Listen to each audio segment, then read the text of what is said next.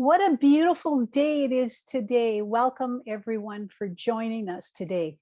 Thank you. Thank you so much for bringing your presence here. I'm Jill Engels, licensed practitioner with the Center for Spiritual Living, White Rock. We're an inclusive learning center of practical spirituality based in Metro Vancouver, Lower Mainland, British Columbia, Canada. We create sacred opportunities for personal empowerment and collective transformation through wholehearted experience of universal truth and spirit. Wherever you are on your path, whether you are soaring or struggling, and we've all been there, there's a place for you here.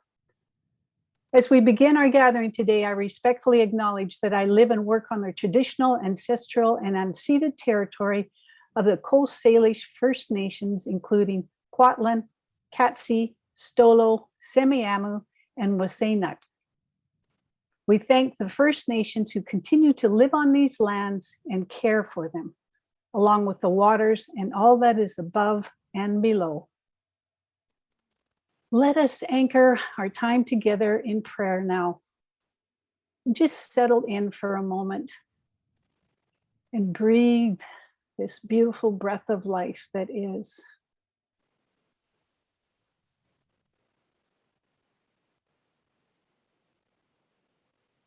And I recognize that there is one life, one creative life that created all, that is all. It is the very essence that is in each one that is here today. It is love, it is harmony, it is beauty, it is connection. It is what this community is all about. We are part of a whole. Every part of us is connected to this beautiful whole life that is all. So I welcome this day and I welcome this opportunity to share and to be together, connecting with one another as one, sharing, learning, being part of something that is much greater than ourselves. What a beautiful experience this is. What a magnificent time it is to be together in this time. So I welcome this, and I welcome this new opportunity to invite Reverend Dan, who is sharing his time with us today. What an amazing time this will be. That this is, not will be. It is, and it is right now. So I celebrate this with an open heart and joy in my heart, and accept all of this good, all of this love, and I accept it right here, right now, and say yes. Yes to all of it. Yes for all of us. And I let this go, and so it is.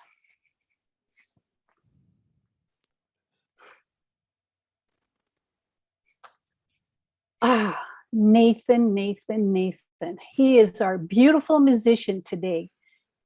And what a joy it is to have him join us. Nathan considers music and community the two most important aspects of his journey. A performing songwriter and inspirational speaker, he is committed in living a life of loving service. How beautiful. Every Wednesday at 10 a.m. Pacific, you can join Nathan live on Facebook for his morning musings. Learning more at nathanaswell.com. Please join me in welcoming Nathan. Thank you so much, Jill. Good morning, everybody.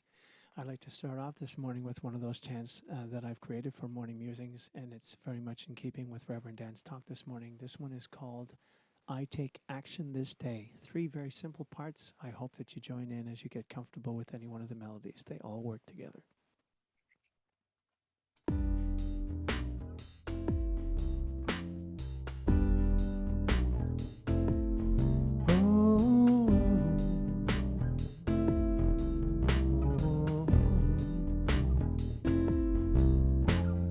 Action this day. I take action this day. Action this day. I take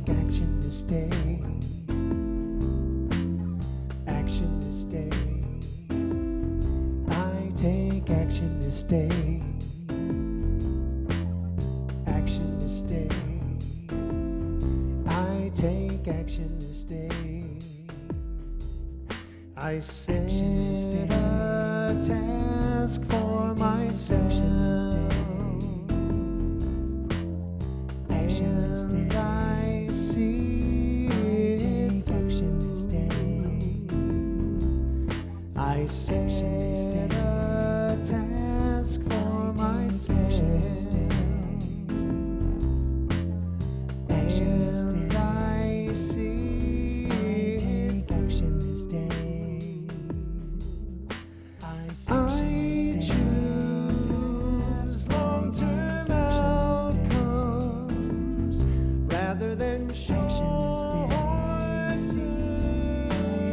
ones. I choose long-term outcomes rather than short-term ones.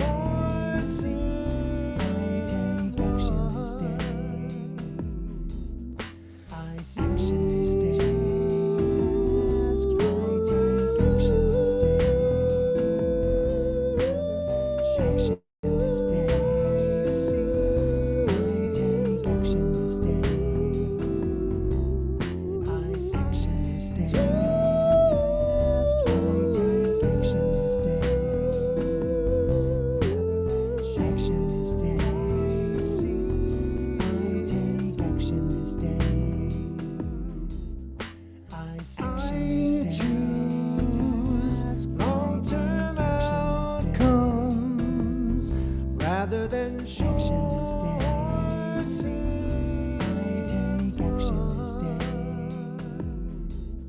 I set a task for myself, and I see it. Action this day. I take action this day. Action this day. I take action this day. Action this day. I take action this day. Action this day. I take action this day. Action this day. I take action this day. Action this day. I take action this day.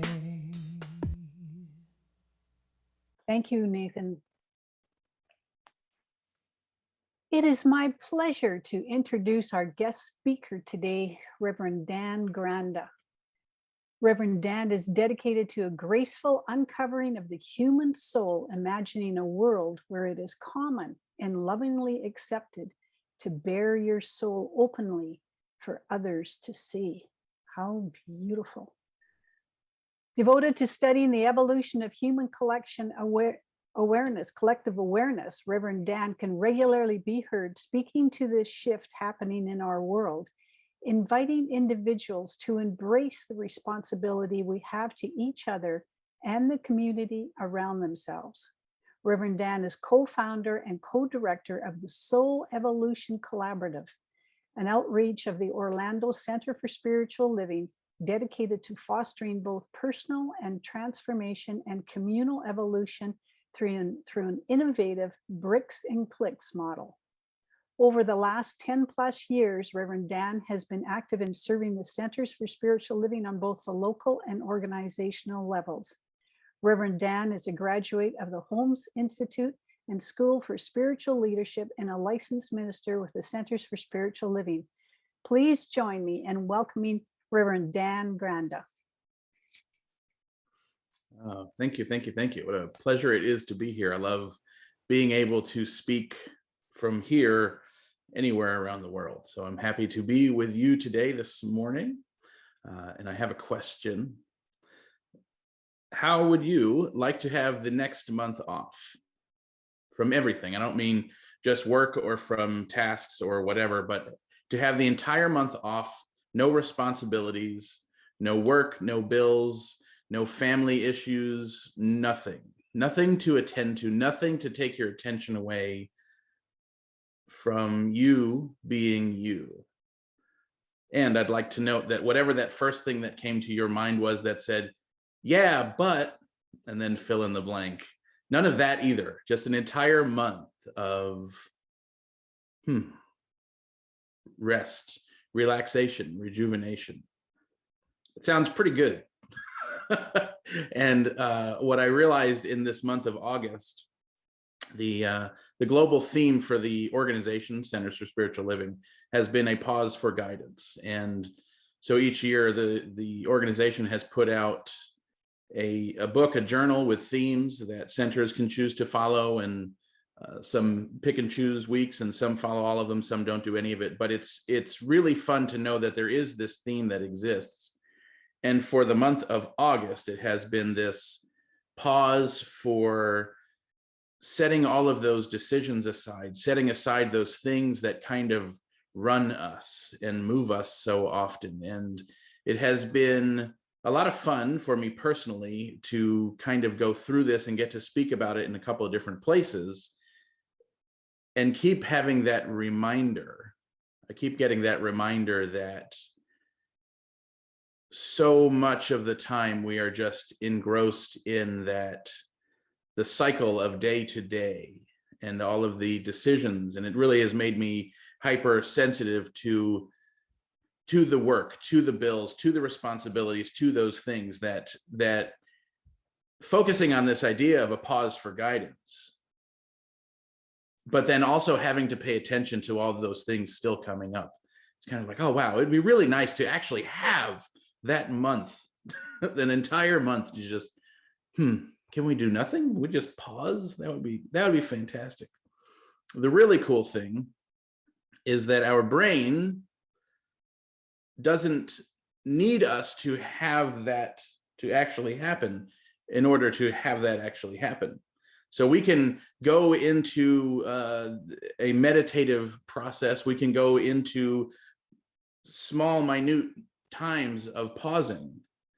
And our brain doesn't know the difference whether it's been 5 minutes or an hour. It doesn't know the difference whether the bills continue or the work continues, or that thing in the family that keeps coming up continues, or whatever it is, whatever that, yeah, but whatever that thing is, essentially comes down to it being a choice for us to continuously bring that up in our mind again and again. So to choose to not bring that up, our brain doesn't know the difference whether we are actually choosing to take a month off, whether we can actually do that and put life on pause, or whether we're engaging in this momentary creation of that experience in our mind.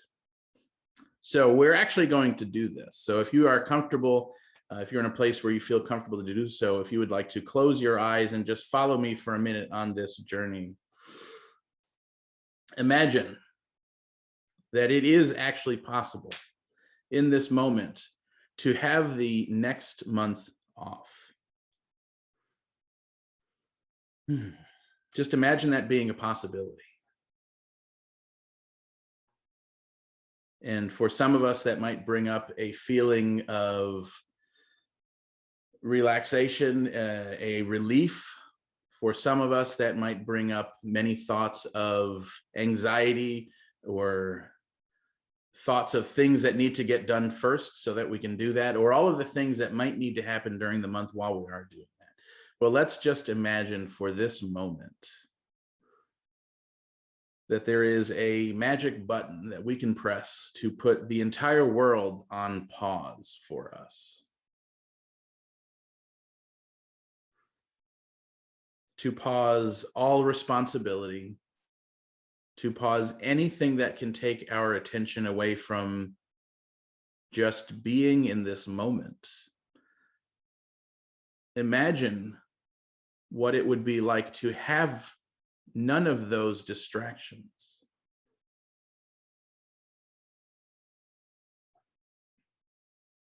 And we might think that this would be an incredibly uplifting and lighthearted experience. And it can be, and it will. However, I recognize that there is something within us that has a resistance at times to this idea.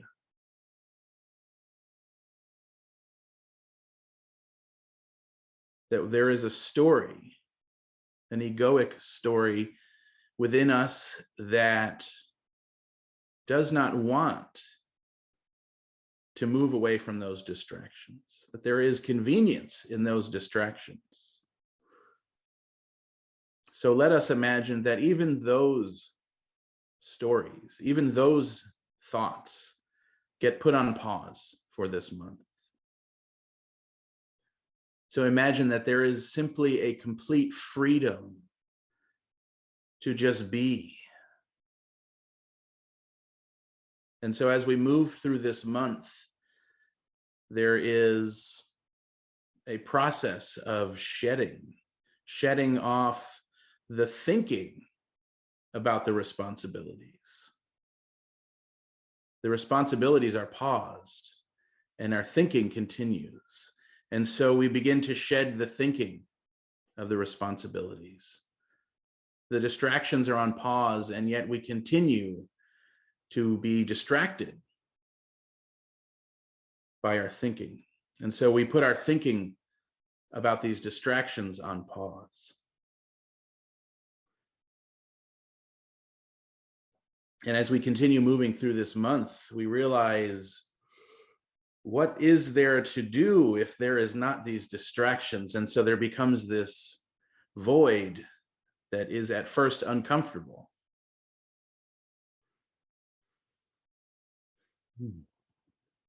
And perhaps there is resistance. And so even this sense of being uncomfortable and even this sense of resistance gets put on pause. And so we continue moving through this month. And what is there? What is left? Without distraction, without story, without our interpretation of the world, what is left? And we find this sense of awe for our essence, that thing that resides within us, that thing that we are born with, that there is this thing about us that connects us to that which is so much greater than we are and yet is what we are. And so if this is all that's left, we find ourselves realizing that perhaps we've actually had this all backwards, not that this is all that's left, but really that this is all that there is. That if the rest was just our way of perceiving life, and yet if we remove those thoughts, if we remove that perception, what is left is our essence, is this connection to that which is greater than us. And we continue to move through this month of pause and realize that there is a question from the universe that is calling us to continue moving forward. We have not shed and lost anything. We have shed to make way, and making way for greater expression in a way that is unique and individualized to each one of us. We realize that there is a question of our soul, that thing that contains our essence, that place within us that always knows, is asking us to embrace and step into this next way of being. What is it that moves us forward? What is it that through this rest and rejuvenation allows us to come out of this, to step out of this month of rest in a new way? What is it that invites us to create in a new sense? And so we recognize that as we begin stepping forward out of this month, there is a call to do something new and embody that new way of being, to step into a greater expression, a greater understanding of the essence that we are. And so there is no correct answer. There is no answer that I can give you. There is only the answer that you know by listening to this voice. And so we simply emerge out of this month of pause, maybe with an answer, maybe not yet with an answer, but recognizing that there is old ways that will drag our attention, try to drag our attention back to the old ways, because the old ways really like themselves. And so our new way, we recognize, because we are refreshed, because we are rejuvenated, we are able to step out of this rest, out of this pause, without letting those old ways impact our new decisions, our new way of being. And so I simply invite you to spend some time with this question at some point, or perhaps with the answer that you may already know. Spend some time with this at some point. And so we step out of this month of pause. We come back into this moment. Feel free to open your eyes if they were closed. We come back into this moment right here of rising. We rise and re-emerge. That is what is asked of us at the end of this month of August in our global themes. We rise and re-emerge, asking what is being called through us in this time of rejuvenation and restoration. What is being asked of us, and how do we make new decisions in the place of this change? And I guess that's really the key word, is change, that there is this thing in us that is inherently and pretty consistently asking us to change. And so we wonder perhaps why this matters. Why is it important that we recognize there is something calling us to move forward, and moving forward means changing, and why change is important? And so I looked at the Declaration of Principles, as I somehow often find myself doing, and the two words that stuck out to me the most were oneness and wholeness. And I'm going to read a couple of the lines from the Declaration of Principles. This is actually from an article that Ernest Holmes wrote in Science of Mind magazine years ago. And he said, "What I believe, we have changed it to what we believe. We believe in the individualization of the spirit in us, that all people are individualizations of this one spirit. God exists, and it exists through us. And so we exist each as an individualization, as an individual of this spirit. So we are each of that. We believe in the direct revelation of truth through our intuitive and spiritual nature, and that anyone may become a revealer of truth who lives in close contact with the indwelling God. Truth becomes known. It's not true because we said it, it's true because it exists as truth, and we begin to recognize that. And so anyone, what I would say, anyone paying attention through this intuitive process begins to recognize this truth in their life, paying attention long enough and close enough. We believe in the ultimate goal of life to be a complete freedom from all discord of every nature, and that this goal is sure to be attained by all. So not only are we the same thing as God, and not only do we recognize the true nature of the universe through this intuitive process, but we also recognize that through this process, we begin to become free. We begin to shed discourse of every nature from our life. And we believe that heaven is within us, and that we experience it to the degree that we become conscious of it. And so this process works through us only to the degree that we are willing to pursue this process working through us. And so what I have recognized again and again and again over the last, I was going to say year, I guess 18 months or perhaps much longer, what I've realized is that the world is yearning for change. And so there is this collective consciousness that exists. And it is, our default mode, when we don't intentionally make a choice, collective consciousness makes that choice for us, and thoughts get filtered through this collective consciousness that we also know as law, and it creates our reality. And so in this process, knowing that we are God, knowing that we have this intuitive process, this intuitive nature, knowing that we, through this process, find freedom, and knowing that we find that freedom only to the degree that we become conscious of it, we as a collective have only found this process to work to the extent that we as individuals put together as a collective have been willing to allow this to actually change. I know that sounds a little convoluted.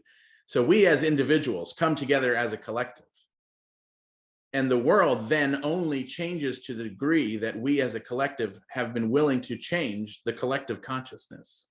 And so much of science of mind seems to point us inward towards ourself, when in reality, science of mind is actually, if you keep following that same thread that Ernest Holmes followed to synthesize science of mind, we find that there is really this call to move, to continue moving, to continue evolving, so that life shows up differently. Ernest Holmes says, evolution is a principle which, through invisible, finds manifestation in every form of life. It is the logical and necessary outcome of universal intelligence or spirit. But evolution is an effect of intelligence and not its cause. It follows involution. Involution is the idea, while evolution is the unfoldment of the idea. Involution precedes evolution with mechanical precision, propelled by an immutable law, the law of cause and effect. So evolution happens through involution. This is not a new idea. Change happens from within. What I believe apparently is new is the idea of taking what I'm going to call radical responsibility for how my act of involution impacts the evolution that I see around me. And so what we realize, if we become honest, if we continue to have shed those stories that we talked about in this month-long hiatus. Wasn't that a fun time, that month we just had together, by the way? It was really nice to not have any responsibilities for that month, to really just be there. But what I feel like, if anyone were to have that time, knowing that we just did have that time, what we naturally find, what anyone would naturally find, having shed the story in which we have come to believe the world works, having shed that story, having shed all of that thought process, that thought system about it, what we realize naturally, I believe, is at this point, we are being asked by the universe to move from me-based thinking to we-based thinking. And I think this shows up in a lot of ways. No longer are we called to say things like, how do I make my life better? But the call is, how do we make our lives better? How do we make this life better, collective? Not how do I make more money, which is often a topic in science of mind. But the question is, how do we create a way of life where one's dignity or humanity is not dependent on their income? Not a conversation of competition, but a mentality and a consciousness of community and connection, uplifting everyone, where we uplift every single one of us through having this shift of mentality.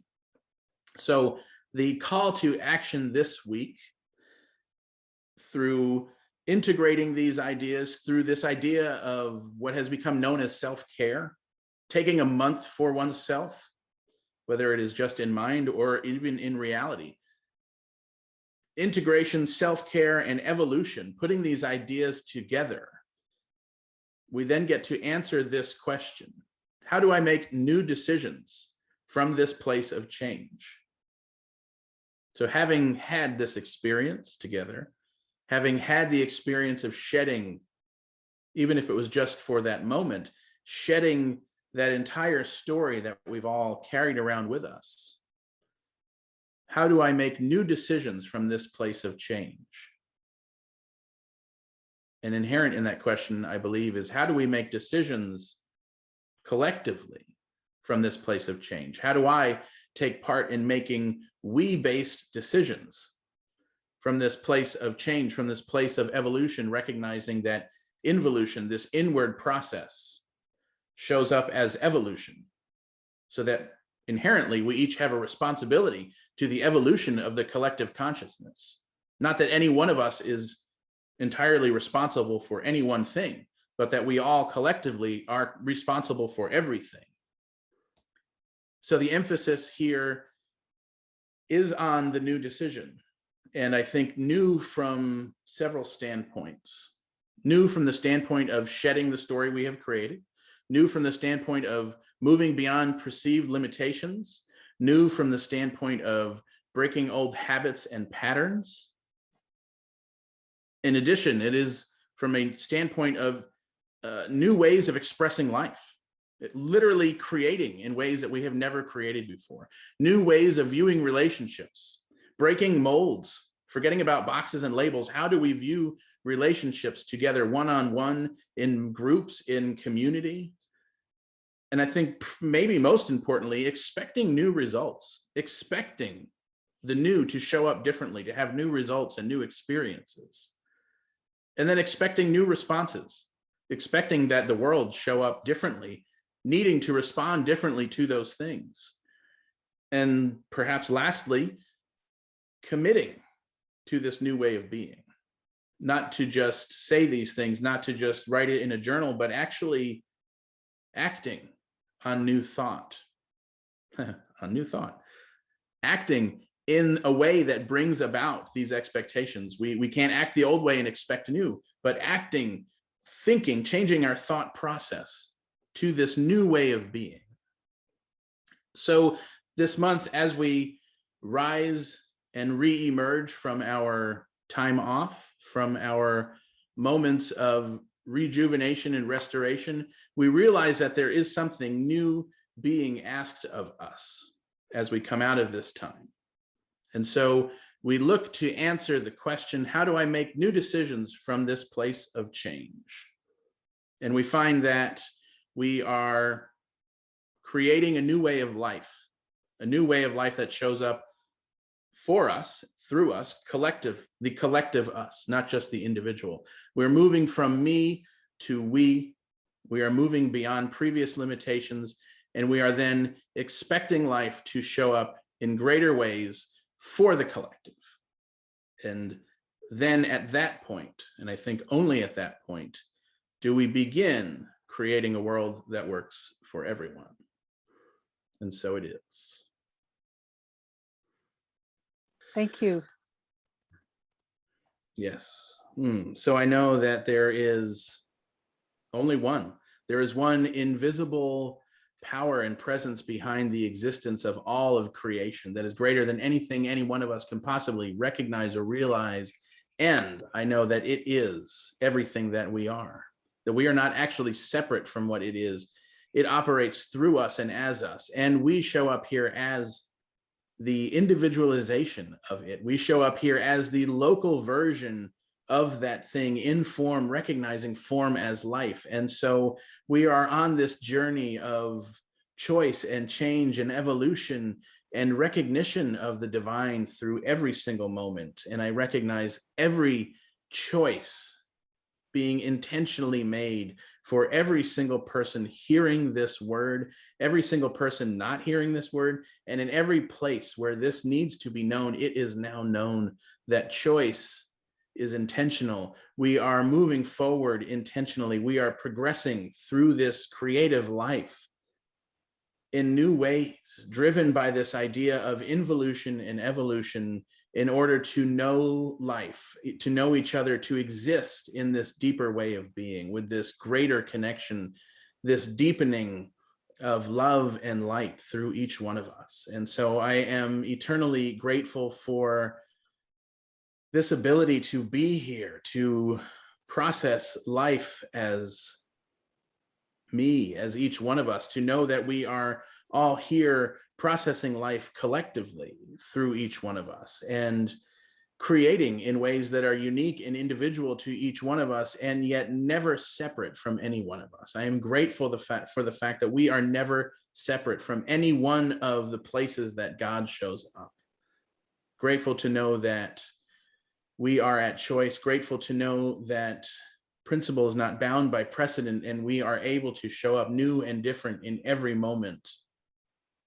Whenever there is an intention set, we are able to show up in this way. And so I'm grateful for the way that this message is received far and wide in every direction, that it is not only heard here, but that it is heard everywhere in the mind of God. And I simply release this and let it go to law, through law, knowing that law does what law does, knowing that we are actually changing the collective consciousness, the process of creation.